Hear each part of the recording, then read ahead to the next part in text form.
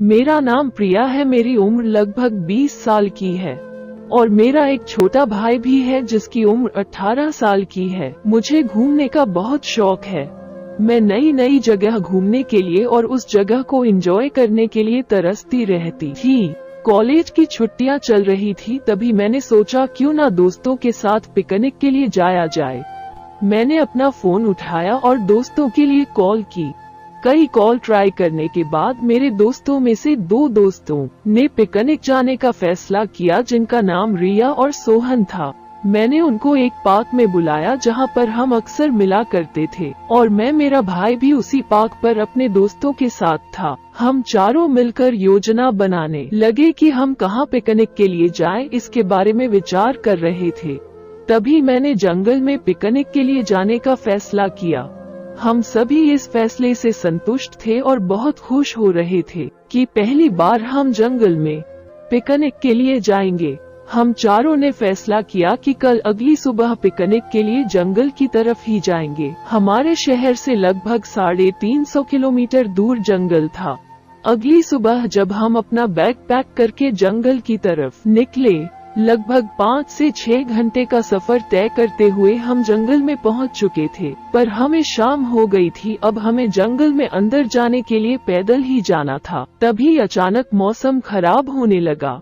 आसमान में चारों तरफ काले काले बादल छाने लगे। हम जंगल के बीचों बीच पहुंच चुके थे।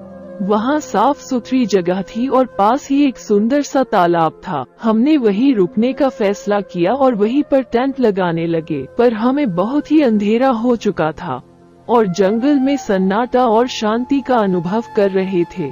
तभी अचानक जोर से आंधी आई।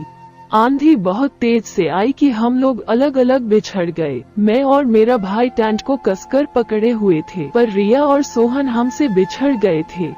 थोड़ी देर बाद आंधी रुक गई थी, पर अब जोरों से बारिश होने लगी। तभी मैं और मेरा भाई टेंट के अंदर चले गए।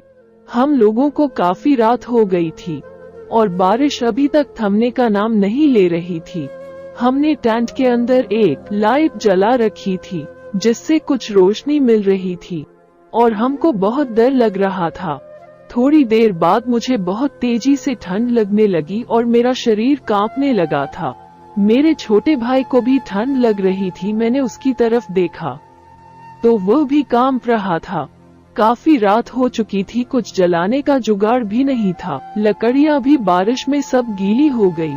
अब हमें ठंड से बचने का कोई उपाय नहीं मिल रहा था और ठंड से हम लोगों को नींद नहीं आ रही थी।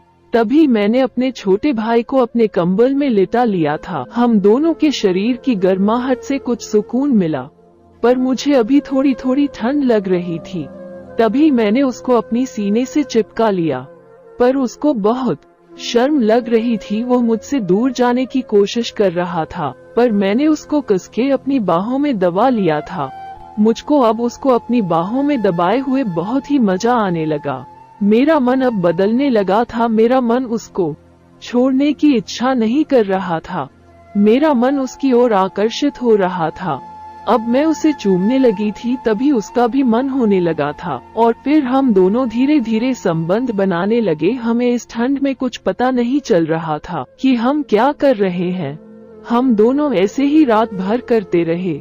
जब हम सुबह की पहली किरण के साथ जागे तो एक दूसरे को देखकर बहुत ही शर्मिंदगी महसूस कर रहे थे। फिर हमने रिया और सोहन को आवाज लगाई तो वे दोनों बहुत दूर थे। हमने उन दोनों को काफी देर बाद ढूंढ लिया था और फिर घर वापस आ गए। दोस्तों, हमारी यह कहानी अगर आपको पसंद आई है तो वीडियो को लाइक और शेयर करें और हमारे चैनल को सब्सक्राइब करें। फिर मिलते अगली ऐसी ही स्टोरी में।